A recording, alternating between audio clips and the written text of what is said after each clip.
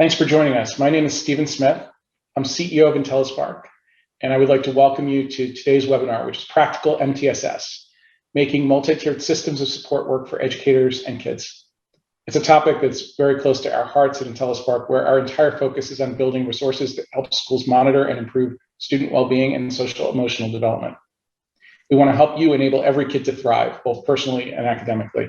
We have nearly 300 schools in the Intellispark community today who measure students' connection, engagement, and belonging with our quick check surveys, build a culture of positivity through our high five messages, and manage support team meetings and activities with features for communication, collaboration, and project management. You can sign up for Intellispark Starter for free for your school or district by visiting intellispark.com.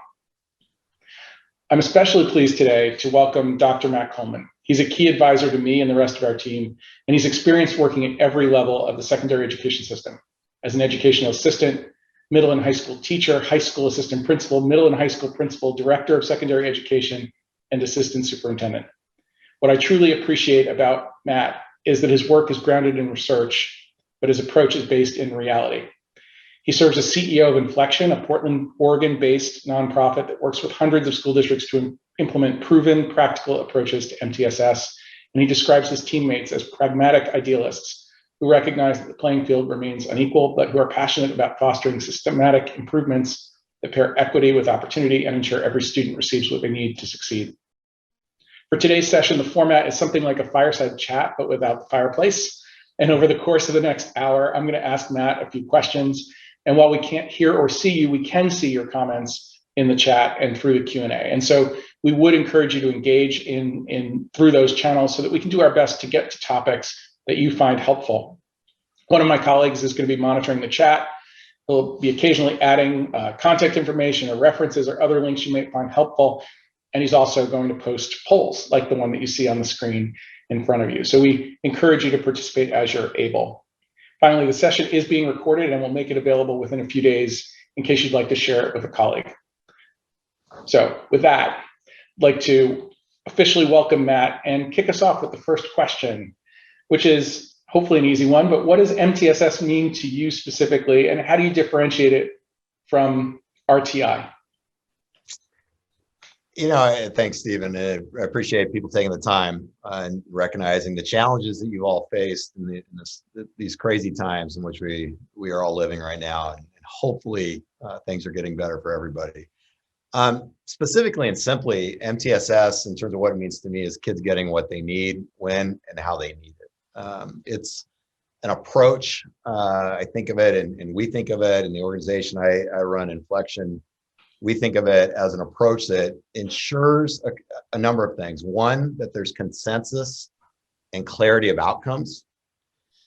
Two, that it's grounded in this belief in the power of the collective, and it's something I'll continue to come back to. But when you think about the multi-tiered approach, Universal is all about what's happening collectively. How are we working together?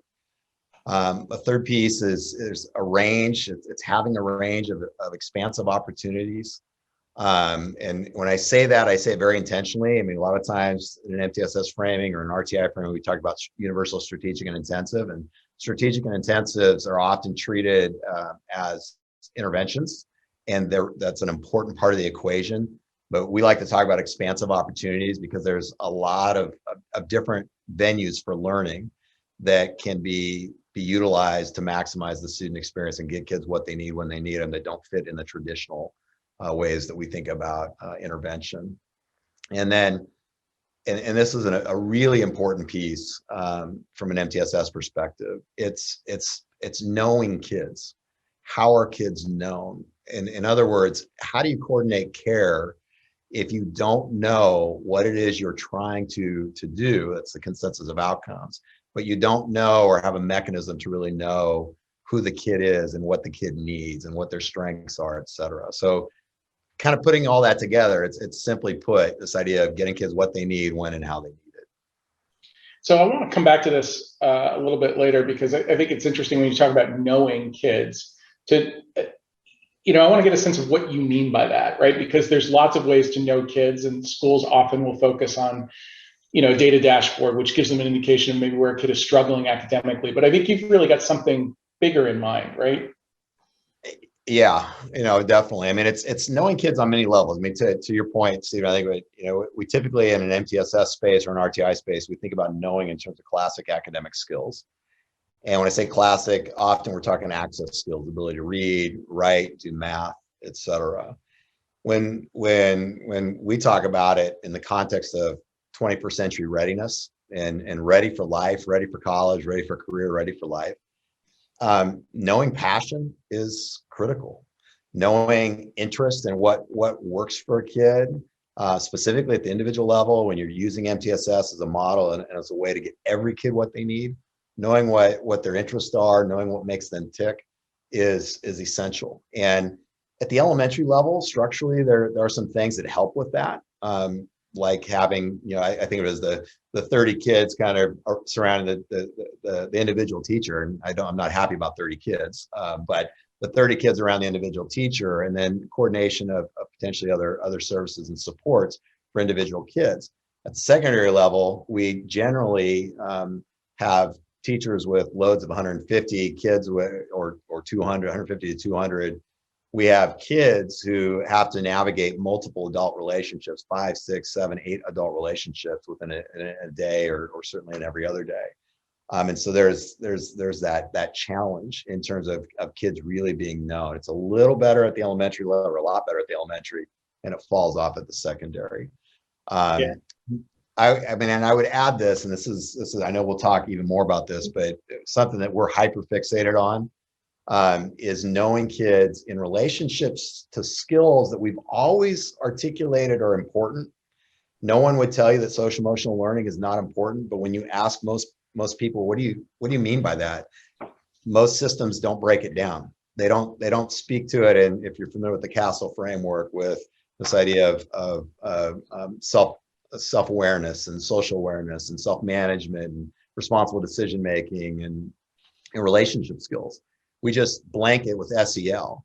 And when we think about knowing kids, it's knowing where they are in their development of those skills. Critical piece. And then the last thing I throw in there is we don't ask kids enough about their experience. Do they feel like they belong? Are they connecting and connected? And are they engaged? And those are things that honestly, it's just ask the kids. That should be part of kind of knowing the student. So how has your thinking about MTSS been impacted by your own professional and personal experience?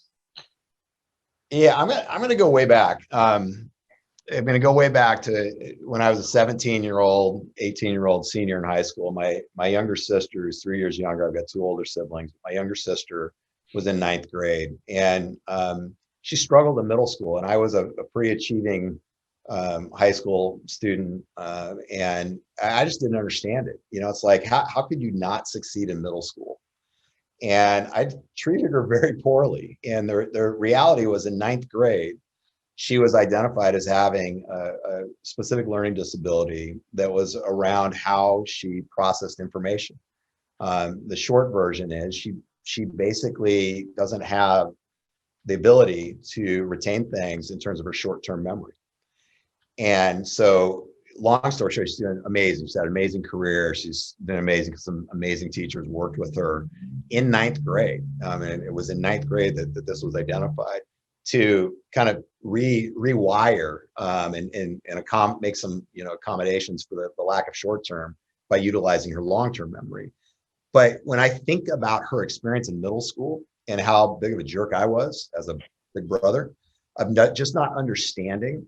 But when I think about this idea of going through school with the inability with short-term memory, it has left a mark on me, in a good one and a positive one as an educator, because I've always been hyper-focused, specifically with kids with disability, about how, as a school leader, how as a teacher, and then on as a principal and then assistant superintendent, how we support the different abilities of kids. And so for me, there's a huge driver in me with this work. It's a big part of why me in this work and why it's important to me, is because of the experience my sister had. And honestly, my 17-year-old self not being and not knowing. So I've been trying to make up for that for about 40 years now. Maybe not 40, maybe 30, 40 years now. So that's a piece of it. But more recently, what drives me in this work is I have a 22-year-old son who did not pass a class at the University of Oregon and dropped out. And he grew up in Eugene, which is where the U of O is. And he scored in the top 1 percentile on the ACT in reading and writing. He did well in the math portion also, but he literally was off the charts.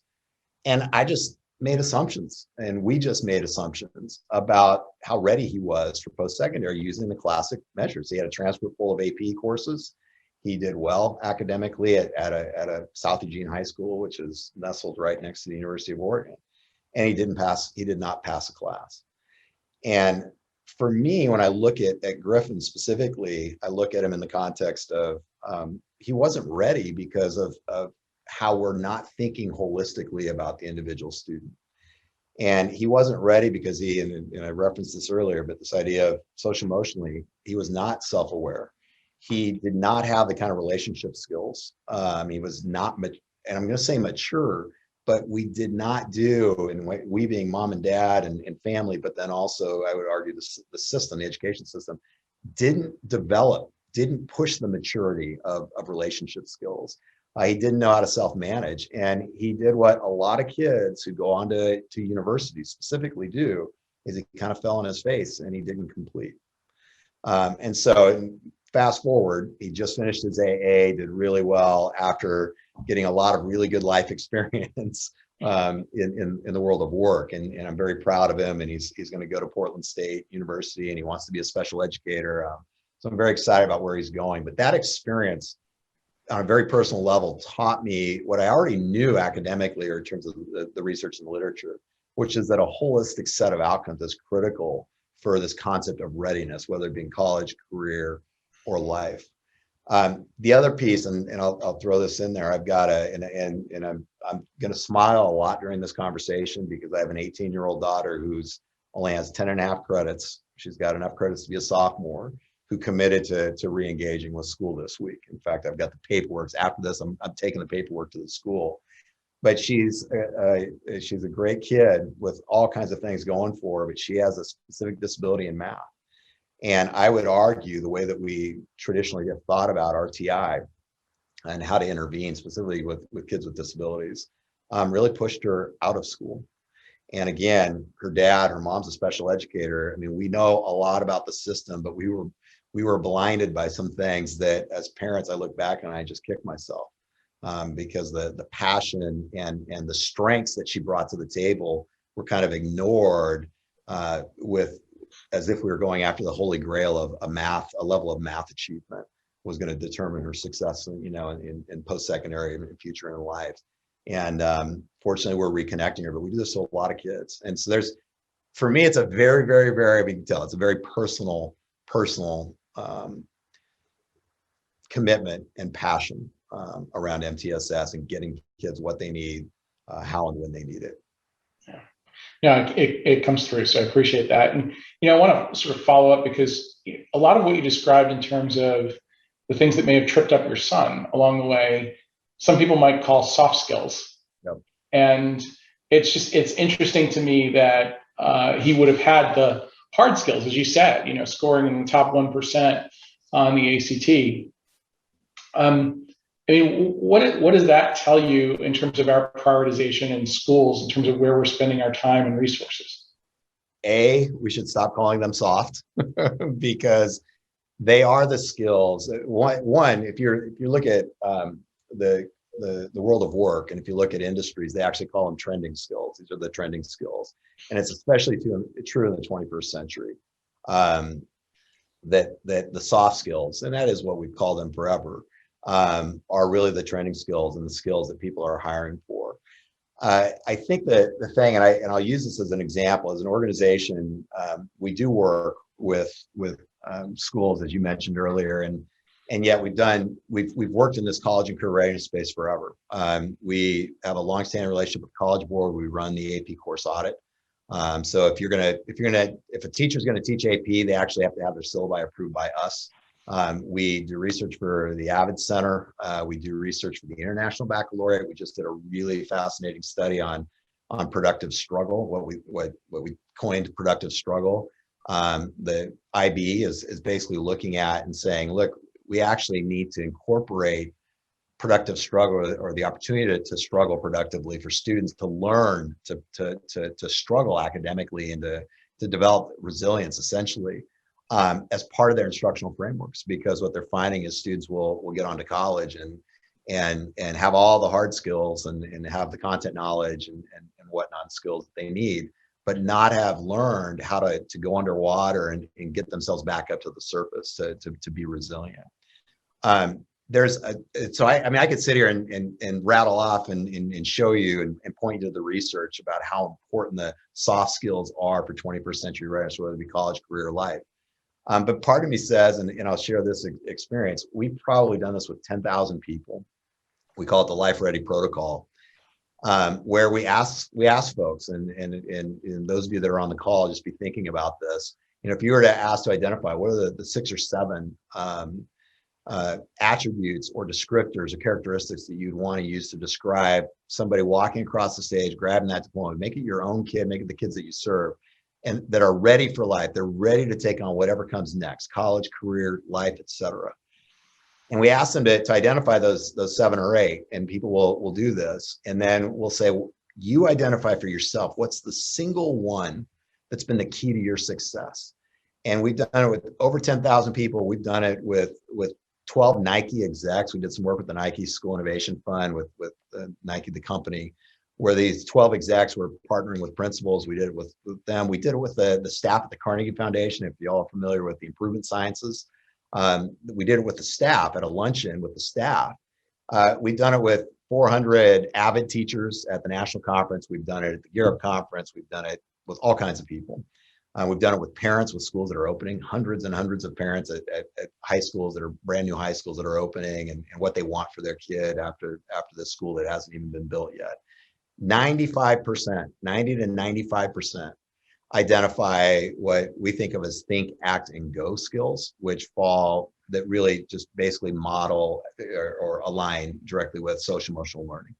This idea of self-awareness, social awareness, relationship skills, self-management, and responsible decision-making. 95% of the people, of the 10,000 people, literally over 10,000 people we've done this with, identify the key to their success were soft skills, were trending skills. And so, we are absolutely committed to that. But what part of that means is then for us as folks that are responsible for MTSS and for what's happening in schools is we really need to be conscious of including those as explicit outcomes, if that makes sense. Absolutely. And, I'm thinking about in particular, so you say there's this framework that you're talking about, think, act, and go, and know. And know is what we spend all of our time measuring. It's where a lot of our emphasis is in terms of where we spend time and dollars in schools. How do you shift? Because at the end of the day, like we have to teach kids English and math. It's an important element, and it's also how schools are measured.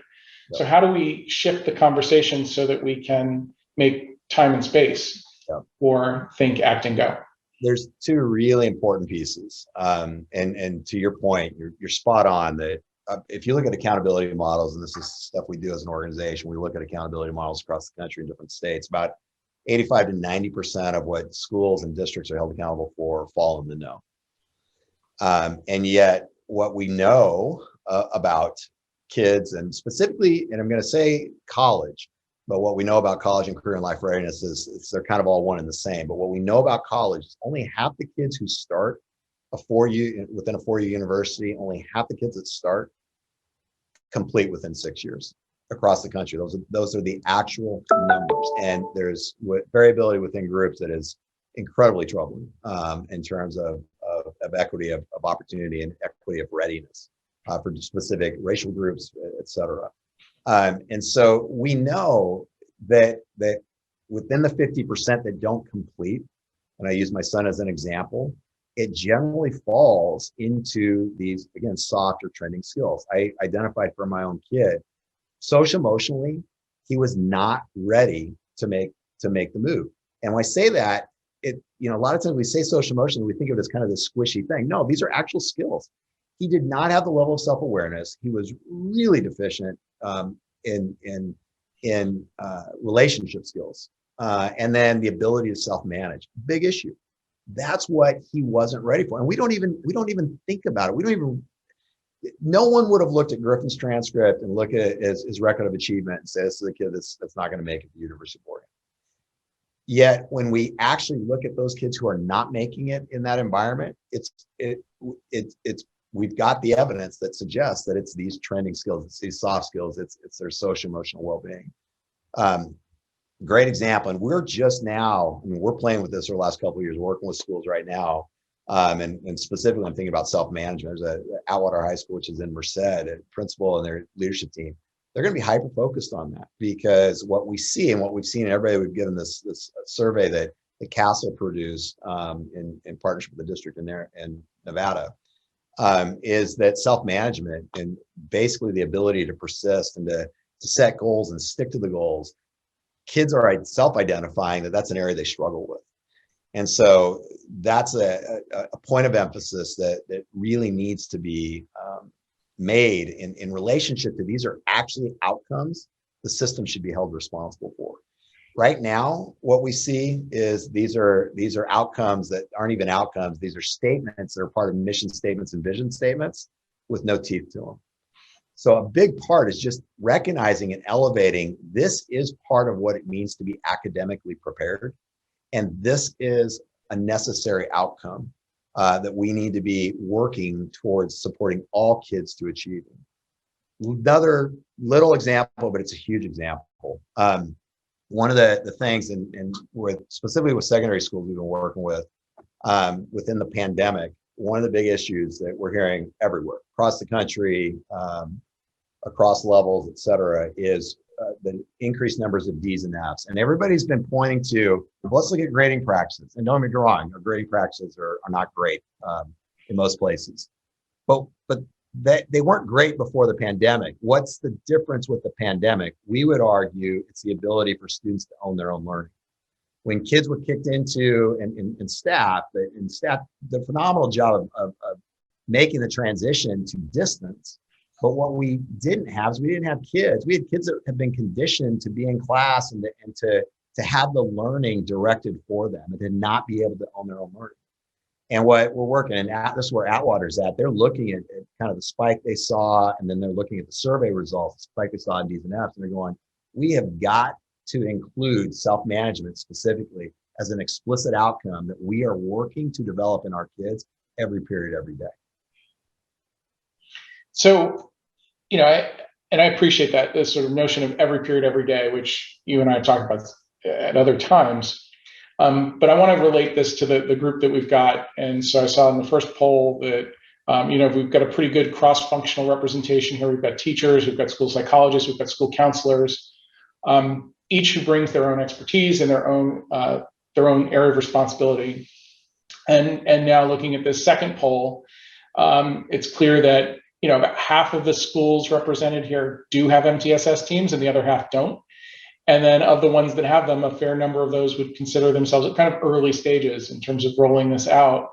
So what advice do you have in sort of imagining this group of people that we're talking to, how they make this practical and say, well, gee, at the end of the day, I teach science. I've got to teach science, or I've got responsibilities for career counseling that I've got to fulfill. Like, how do they make time, and then how do they work together to get to what you're describing? One of the things that we've seen in schools across the spectrum in terms of elementary, mid, and high, one of the challenges is transitioning from RTI, which we were all hyper-focused on and hyper-fixated on for a number of years, and to make the shift to multi-tiered. There's a significant difference, and the difference has to do with the universal in the multi-tiered. And what we typically see is we see the key people on leadership teams, on MTSS leadership teams at the site level, as being folks that kind of come from that RTI world. They are the counselors, they're the specialists, they're the school psychs, there's the special educators, et cetera. And don't get me wrong, I mean, they do arguably the most important work, I would argue, in the system. But from an MTSS perspective, you need to have classroom teachers. If you are not getting it, we all day, every day, or every period, every day, this concept of every period, every day, or all day, every day, is really saying universally, that's the foundation for your work. And what that means in most settings is that you're actually asking your rank and file kind of general educators, I put that in air quotes, but general educators, you're asking them to adopt this mindset of there's the power of the collective. It's not about, oh, I've got a kid with a behavioral issue or struggling social emotionally with relationship skills. Where do I send them to be fixed?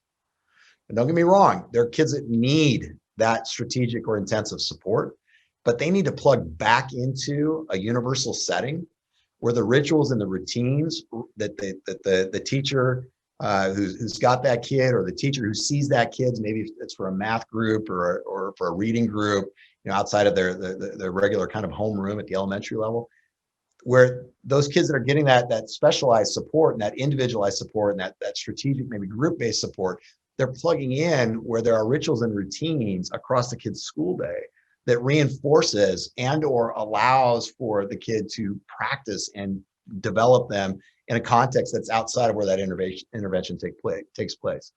Too often, what we see is that the MTSS team is really, the new name to the RTI team. And again, please hear this. I'm not discounting the critical role that all the specialists play in that space.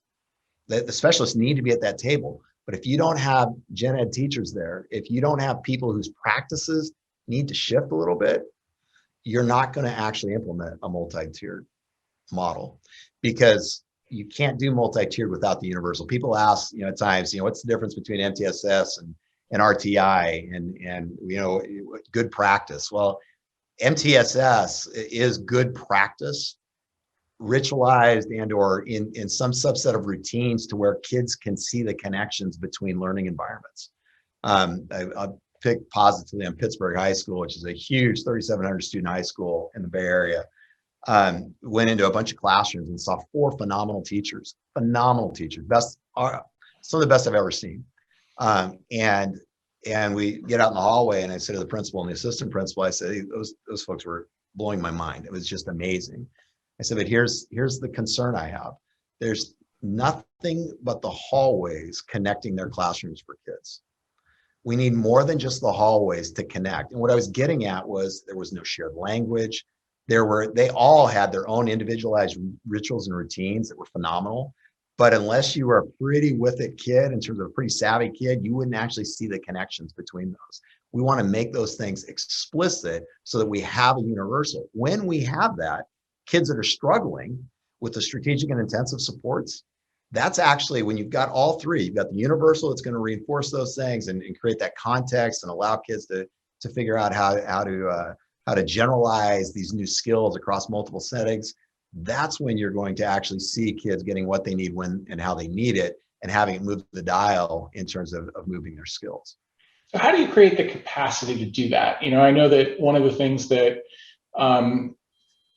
if somebody's sitting at home and they're hearing this and they're saying that sounds wonderful, but now you've just described something that requires a shift in the culture of the building.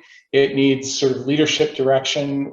This group of folks, I don't think we have a lot of school administrators who are part of this group. So how do you get this? How does this group create a groundswell for that kind of change in their own buildings?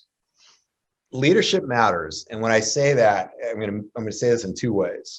First off, anybody and everybody can lead, and when I think about leadership, I think about the ability to influence. So if you're in a position where you may not have positional authority, if you will, the fact that you're on this call and you're on this webinar and you're committed to what you're committed to, I'm confident you've got the ability to influence. on the flip side, and this is something that we study pretty extensively here, and we're pretty fixated on here at Inflection, is that leadership in terms of school leadership, not just principals, teacher leaders, but leadership teams. It really that leadership matters. That leadership sets the conditions for things. And I'll give you an example from an MTSS perspective.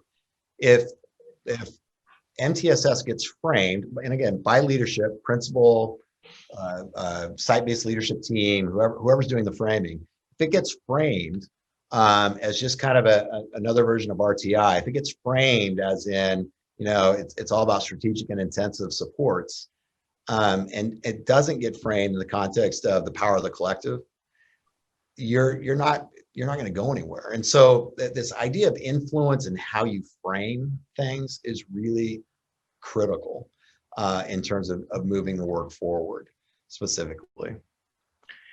How do you think this group should look at teaching practice, and what role is played by let me reframe this. So think about how much does teaching practice actually have to change in order to implement this kind of program in the school? Yeah, and I'm going to talk very specific, give a specific example, and then connect it to this concept of rituals and routines, and little things. So remind me, Stephen, if I lose track of this. The reality with what we're talking about, and in the context of, so now I'm going to talk about MTSS in the context of a holistic vision for readiness. So kind of back to this idea of self-management and self-awareness, et cetera, and having those actually be outcomes. The routines at the secondary level, the instructional practice at the secondary level needs to shift. We are no longer delivering content.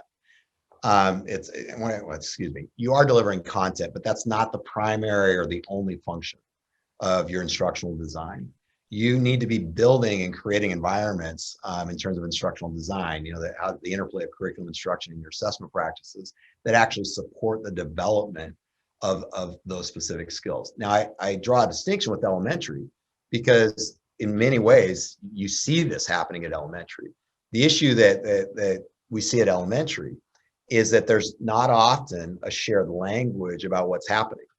My experience, I've got an 18-year-old daughter who I mentioned. I've got an 18-year-old son who'll graduate. I've got twins. So in our experience going through elementary school with twins in different classrooms in pods, it was pretty unbelievable how different the language was, the points of emphasis around different types of skills that were being developed, both in the kind of classic academics of reading, writing, and math, specifically in writing, but then also in terms of how kids were being developed socio-emotionally.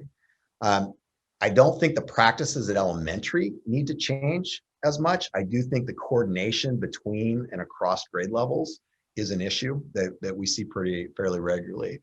At the secondary level, you have to think about instructional design differently. I taught science at the middle school and the high school level. I taught specifically physics. It's not about Newtonian mechanics. Most people on this call learned about Newton's laws, right? And probably can't recite all three of them.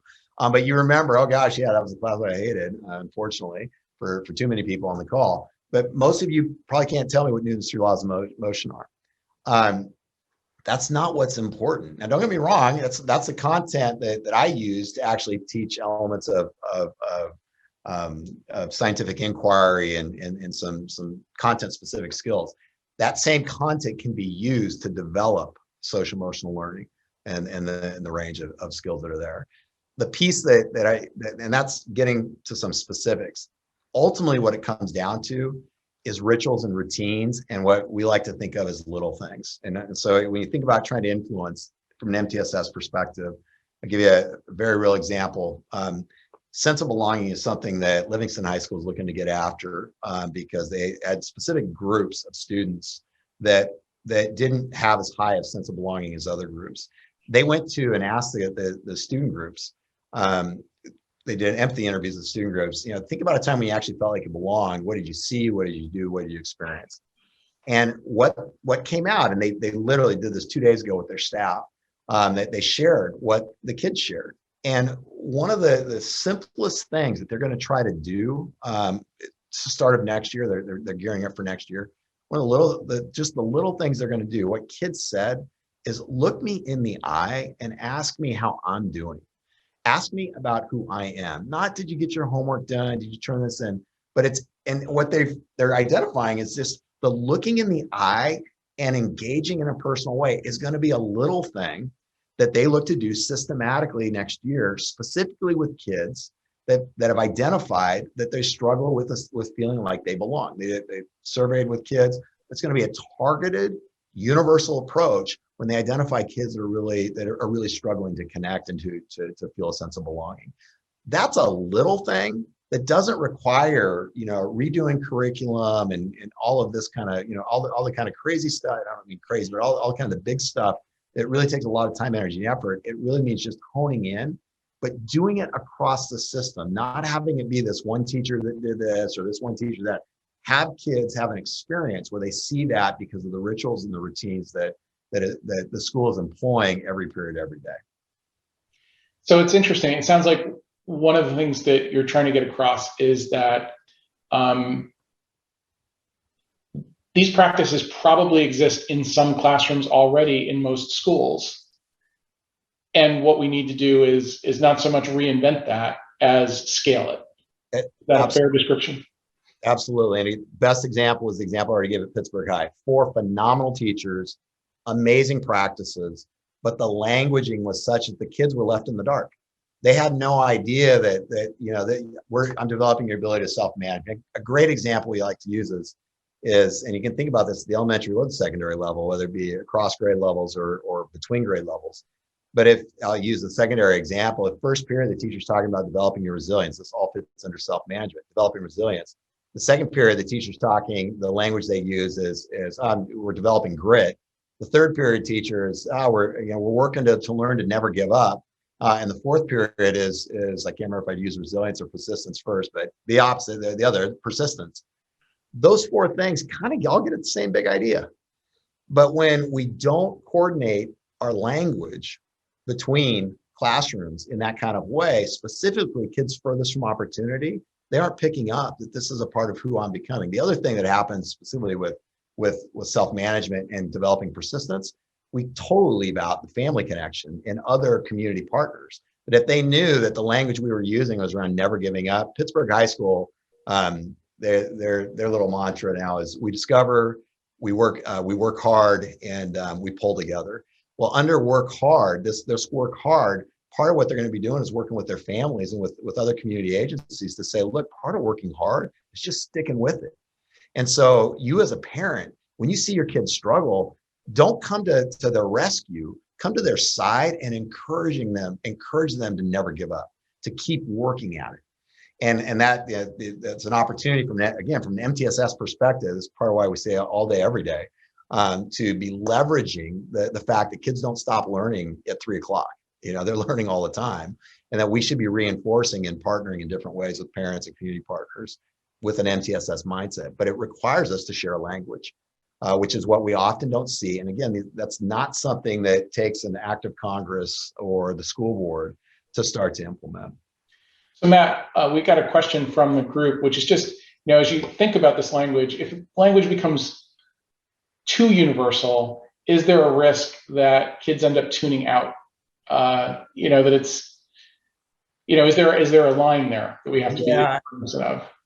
Yeah, and I may go too woo-woo on you here, so hopefully this lands. There are things the things universally that you should share language around really are this consensus of outcomes, and you want to be specific. How you get kids there, how you develop kids, is what you don't want to become so bland, the one size fits all. And a great example, just to illustrate this thinking, is watershed management is important in rural, remote Oregon, just as it is in Portland, Oregon, but you do it a lot differently.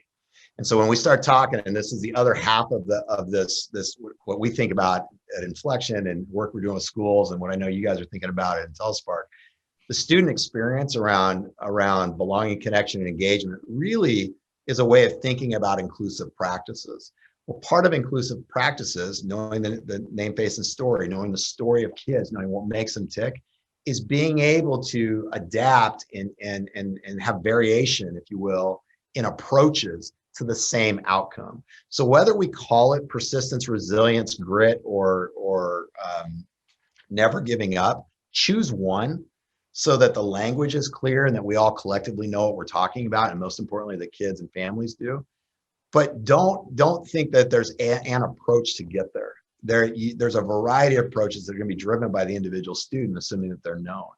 But the end game is still developing in every kid the ability not to give up, the ability to persist, however you want to name it. Hopefully that makes sense, and with the in response to the question that was asked. Yeah, and maybe if there's time, we'll come back a little and dig in a little bit more. But we've got about 15, maybe a little more than 15 minutes left, and I've got a couple questions I want to make sure we get in, but also encourage folks to feel free to add to the chat. We are watching both the chat and the Q&A, and we'd love to make sure that this is really resonating for you. But early on, Matt, you had made a comment about MTSS being particularly difficult at the secondary level. Yeah. And I suspect part of the reason for that, right, is that you're seeing multiple teachers in the course of a day, and especially at the high school level, it's rare for teachers to really have time to get together in teams. That practice seems much more common at the middle school level than the high school level, in terms of teachers getting together and talking about students on a regular basis. What can high schools do, particularly some of these larger high schools that you're working with, to make the experience more cohesive and to make sure that what a teacher learns in second period gets shared with the people who need to know it throughout the building and throughout the day? There's 2 or 3 things that I'll hit on, and I'll highlight where I think there's issues at all levels, but specifically high school, or especially at high school. One is this idea of consensus of outcomes. There's a whole literature based in the last 25 years of school change efforts that basically schools haven't changed that much, and the outcomes haven't changed, and the disparity and the equity of opportunity and achievement has not changed that much in the last 25 years, with a lot of well-meaning, well-intentioned efforts. And one of the big pieces that surfaced out of that is a lack of consensus of outcomes. And what that means essentially is that we don't share a purpose. Now at the secondary level, that's a real big issue, because the science department, if you're to ask most science teachers, the outcomes are all connected to scientific content, knowledge, and skills. Different from the English department.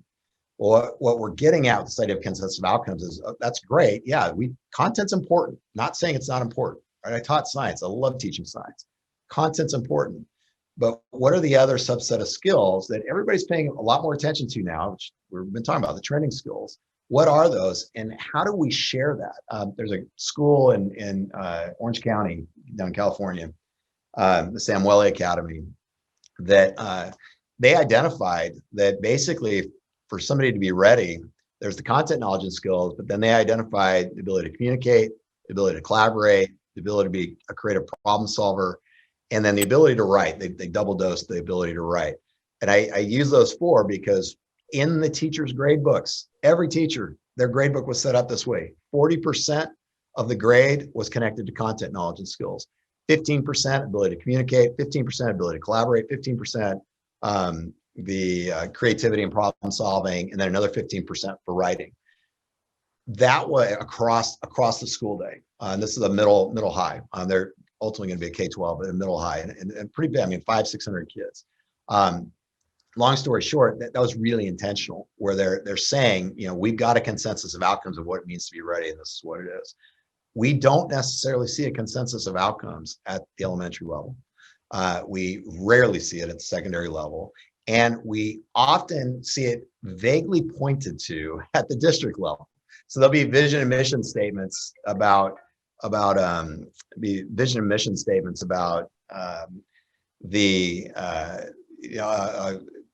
prepared for a bright. I'm thinking about every student and graduate prepared for a bright and successful future. Well, you can unpack that and you can start to identify, but most districts don't.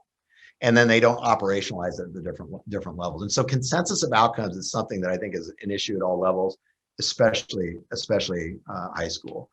Lack of universal anything at the secondary level, middle and high. It's better in middle schools with teens, but even then, we aren't thinking about universal. And when I say universal anything, I mean, there really isn't much going on universally. And this gets into rituals and routines, that gets into shared outcomes in terms of social emotional learning. We would argue it gets into the preconditions for learning, which we typically call inclusive practices, but we don't measure, even though it's pretty easy to ask students, hey, do you feel like you belong, connect, and engage? And it's not that simple, but the measurement side of that is really simple. And then to triangulate that measure around belonging, connection, it's really easy to see kind of who's connected and who's not. But those are things we should be paying attention to. And so that's a piece that, and when I say paying attention to, because there's actually universal practices and strategic and intensive supports you can use to increase those. And so that idea of universal anything at secondary level, huge issue in high school, huge issue, and less so in middle, less so in elementary. And then the last piece that we see, and we connect these two, this idea of knowing the name, face, and story. Again, a little bit easier to do at elementary. Not necessarily, we don't necessarily see great systems of coordination of care. The way we think about it is coordination of care, coordination of support. There's often holes that are there at the elementary level. And a lot of times the holes actually is certainly not with counselors and the specialists. It's what teachers are expected to do or not do. That's usually where things fall down. So the concept of MTSS and this universal is, I'm going to have to change my practices, especially if I have the kid most of their day, to align with the work that's happening, in terms of strategic or intensive supports. So you have issues there at the elementary. Secondary level, I mean, it's if I were in full principal mode, which I normally am, I'd use a dirty word, but it's a blank show. I mean, there is not a lot going on in terms of coordination of care. When I say that, there are counselors doing, amazing work at trying to coordinate care, but it's not easy for them. There are specialists and special educators trying to get, but to your point, Stephen, when there's 6 or 7 teachers and, every 18 weeks that turns over, and there's just a lot of structural issues. I mean, the reality is secondary schools were designed to deliver, well, I like to say they were designed for independent contractors to work independently. And so when you think about MTSS as an approach or as a system, you're really trying to harness the power of the collective by getting these independent contractors to actually recognize and work dependently, recognize that their work is dependent on each other and that they need to work dependently. Their work is dependent on each other. Does that make sense? Yeah, it does. But I feel like there's an interesting tension in the way that you're describing it. So on one level, it sounds like, we're looking for little things, rituals, things that we can embed that don't necessarily require complete systemic change, because systemic change is hard. Right. On the other end of the spectrum, you're saying, well, geez, we're inheriting a system that was designed for independent contractors to work independently. And that sounds contrary to what we're trying to accomplish today. So how do we sort of work through that tension? I would love to tell you that we just redesigned things, but we've got 25 years doing that to no avail, I would argue. And our approach in working with schools is a series of little things that are all pointed and moving you in the same direction. It's I like to say it's 100 little things will move a mountain.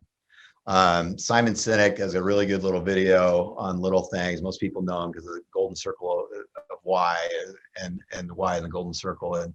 But he's got a thing on little things. And the way he says it, he goes, you don't go to the gym for 8 hours and get fit. It's a progression of little things. It's a progression of rituals and routines that you as an organization, as a system, you're disciplined with, to where all of a sudden, gosh, I'm fit. I mean, months in, I'm fit. He also talks about falling in love in that same kind of way. It's not just being there for the big events. It's not just Valentine's Day and birthdays and holidays. It's the little things that you do, every day, to where all of a sudden, gosh, I'm in love. That's the mindset we're taking and really trying to encourage systems to move. And we keep saying rituals and routines because part of setting the conditions for this to happen is to identify those rituals and routines to make sure. I'll give you one really little example. We are internally within our organization of 30, 30 people in our organization. We've been having conversations because there's just some aspects of what we're doing in terms of our systems and structures just aren't working. And so we looked at today, I'm talking about our extended leadership team, and it's like, well, what works? Well, part of what works for us as an extended leadership team is that we have a ritual and routine that really is, we start meetings with some form of welcoming routine, which comes out of the Castle playbook, but we're applying it in our organization. Today, it's what's made you smile this week. Now, part of that is because we've all been drugged down by the pandemic and by the challenges schools are facing, the challenges in our own work, the challenges in our own personal lives.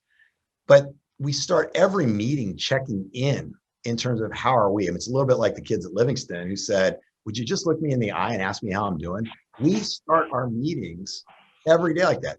The places where we're struggling in our organization, we don't have that same personal touch. So we see it actually in all of our horizontal teams. We got about 5, really powerful teams that are horizontal. Our vertical teams, the teams that go between as an organization, we're not doing that kind of work. So that's a little thing that we actually believe if we start to institutionalize and we start to practice and we get really explicit, it actually is going to increase essentially our ability to work together towards the end. And we see the same things in schools. And I didn't allude to this at the beginning or reference it, but a big part of everything I've been talking about is steeped in organizational theory, how you get organizations to center on a purpose and to actually move themselves to that purpose. And in this case, this idea of consensus of outcomes. MTSS is a phenomenal tool to be able to do that. But our approach is really trying to help people understand, like, it's doing a bunch of little things that actually we think has the greatest potential to get you there. So we've only got a couple minutes left and we've got a couple questions queued up. So maybe we'll do almost like a lightning round here. But one question that came in is just thinking about how you get teachers from different disciplines to work together to create some consistency.